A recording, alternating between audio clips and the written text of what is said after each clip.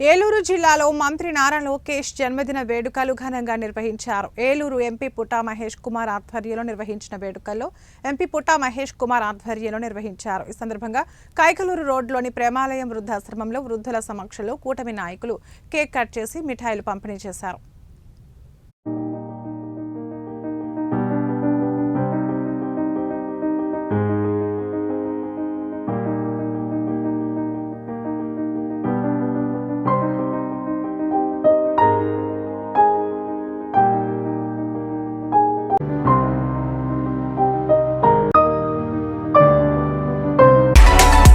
చేసినటువంటి ఈ society president గారికి, సెక్రటరీ గారికి, అదేవిధంగా యువ నాయకుడు నందిగం బాబీ గారికి, అదేవిధంగా ఏలూరు ఎంపీ పుట్టా మహేష్ గారి ఆఫీస్లో సిఇఓగా ఉన్నటువంటి కుమారస్వామి గారికి, అదేవిధంగా ఇక్కడ నా తల్లిదండ్రుల సమానమైనటువంటి అందరికీ కూడా పాదాభివందనాలు తెలియజేస్తూ ఈరోజు